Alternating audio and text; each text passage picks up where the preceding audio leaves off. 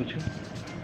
Madam, आज भारत सरकार काफ़ी समय से संगीत और संगीत के क्षेत्र में जो लोग काम कर रहे हैं उनके प्रति बहुत ही संवेदनशील रवैया अपना रही है। कैसा महसूस करते हैं तब में और अपने संगीत की दशा और दिशा? देखिए, पहली बात तो ये है कि कला जो है वो एक नदी की तरह से सतत प्रवाहमान धारा है। नदी अपनी धारा बदलती भी है, ऐसे ही संस्कृति की धारा है। कभी लोग किसी चीज़ का चलन ज़्यादा बढ़ता है, कभी किसी चीज़ को सुनने का ट्रेंड या फैशन ज़्यादा बढ़ता है। मैं तो लोक संस्कृति, पारंपरिक लोक कला से जुड़ी कलाकार हूँ, गाती रही हूँ और अभी भी वही सेवा में माटी की लगी हूँ।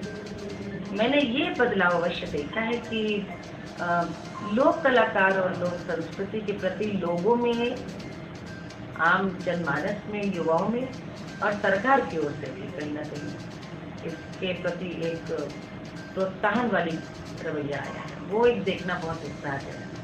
भोजपुरी, अवधी, मैथिली, अन्य कई भाषाओं में आपके गीत लगातार आते हैं। शास्त्रीय संगीत में भी आपकी बड़ी सिद्धि है। इधर कई मंचों पे आप गई। भोजपुरी को जो एक देश स्तर पर जो एक इधर मान्यता नहीं मिल पा रही, 8वें अनुसूची की जो बात होती है, क्या कहना चाहेंगे? देखिए, ये मांग तो न जाने कब से चली आ रही है और आप जानते हैं कि ये मांग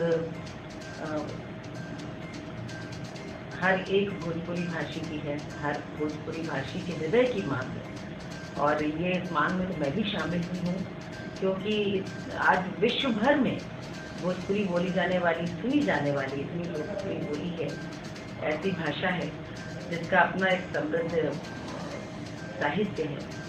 और हम लोगों से ज़्यादा तो इसकी लोकप्रियता कोई नहीं जानता, क्योंकि हम लोग तो गाने के लिए बुलाए जाते हैं। आपको आश्चर्य होगा और सुखद आश्चर्य होगा ये जान करके कि इसी छठ पे अभी 26 तारीख को ऑस्ट्रेलिया मेलबर्न छठ के कार्यक्रम के लिए बुलाया जा रहा है। हम लोग वहाँ जा रहे हैं। तो ये एक फिजी, मॉरिशस, ट्रिनिडाद, तुम जानते हैं हमारे भारतवंशी भाई हैं, लेकिन ये ऑस्ट्रेलिया में भी अपने छठ के पर्व को जितने बिहार, झारखंड जो वहाँ का संगठन है वही बुला रहे हैं। तो ये आप समझ सकते हैं कि कितना प्रताप है बोली का, संस्कृति का। तो वो भी अपना अधिकार मान रहे हैं। लेकिन मुझे लगता होगा, एक जैसे अभी हमने देखा है कि मेडिकल साइंस की हिंदी में भाषा में सबसे पहले हमारी पाठ्यक्रम की पुस्तक आ गई है, वो हुआ तो ये भी होगा। क्या कहना चाहिए आप? मैं तो उसको थोड़ा भीतर जाकर के कहती हूँ कि ये एक, पहले ही मैंने कहा कि कला जो है नदी की तरह एक रेंझर है, जिस तरह की धारा बदलती है। जनता की सोच अब परिपक्व हो गई है और इसको यदि मैं इस तरह से कहूँ कि सांस्कृतिक पुनर्जागरण का भी समय कालखंड है।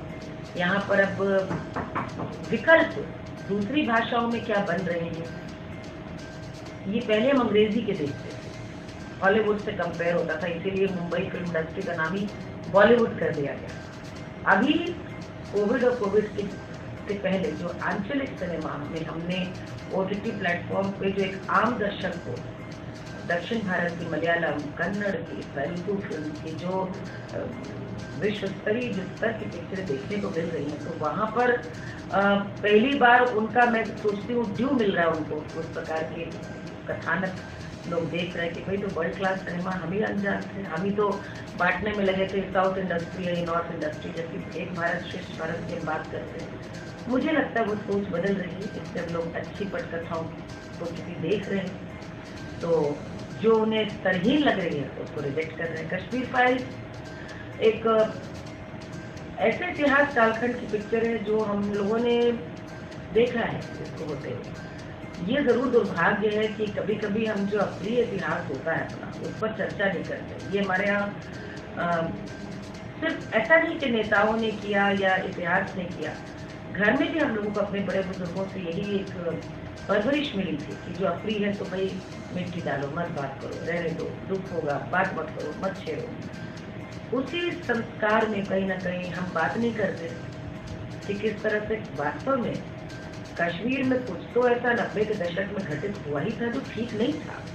बड़ी संख्या में लोग आए, पलायन हुआ, जो अभी भी एक अस्थायी टेंट में लोग रहते हुए स्थापित होने की मांग है जिनकी, तो ये भारत, पूरा भारतवर्ष एक कटा है। कश्मीर में क्या हो रहा है, ये वैसे ही जैसे दक्षिण भारत में कैसे पिक्चरें बन रही थी, एक आम उत्तर भारतीय को कोई मतलब ना हो, ये तो ठीक नहीं है। तो ये कहीं ना कहीं मुझे लगता है कि अब लोग जानना चाहते हैं कि ऐसा था तो हमें पता क्यों नहीं था। इस प्रकार की फिल्में भी बनती, हाँ, हर बात पे यदि सिर्फ ये सोच करके कि हम एक राजनीतिक घटनाक्रम को या लेकर के कुछ बना दे तो वो मन में भाएगी ही लोगों की, वो भी मुझे नहीं लगता कि सही है। अच्छी पिक्चर, अच्छी कहानी, जहाँ लोग अपने को जुड़ा पाएंगे, कहीं पे अतिरंजकता नहीं पाएंगे, नाटकीयता नहीं पाएंगे। अब लोग सच देखना चाह रहे हैं और कश्मीर फाइल्स भी अच्छी लगी इसलिए। दक्षिण हाँ, जो है राजनीति में ज्यादा हो रहा है, क्या आप भी राजनीति में आएंगे क्या? लोग ये पूछते हुए थके नहीं, मैं जवाब देते हुए नहीं थकती। 20 साल या 25 साल से सवाल मुझसे पूछा जा रहा है। जिन्हें जाना था वो गए और जिन्हें नहीं सुना वो नहीं जाएंगे। राजनीति एक सेवा का क्षेत्र है। मैंने अपने जीवन में सेवा का माध्यम चुना है लोक संस्कृति को। मैं सिर्फ गाती नहीं हूँ, मैं जीती हूँ। इससे बड़ी कोई सेवा नहीं हो सकती जहाँ पे आप मानस बदल सके, लोगों की सोच बदल सके, एक अपनी एक छवि को बदल सके, भाषा की, बोली की, भारतीयता की। तो मैं भी सेवा कर रही हूँ। और जहाँ तक राजनीति है, जो भी व्यक्ति, वो कलाकार हो, वो चिकित्सक हो, वो एक किसान हो, वो फौजी हो, यदि उसके हृदय में वास्तव में जनमानस के अंतिम व्यक्ति की अंत्योदय की वास्तव में मन में कामना और कल्पना है और इसके लिए घर बार भी स्वाहा करने के लिए अर्पित हो, हृदय से समर्पित हो, तो उसको राजनीति कहना चाहिए।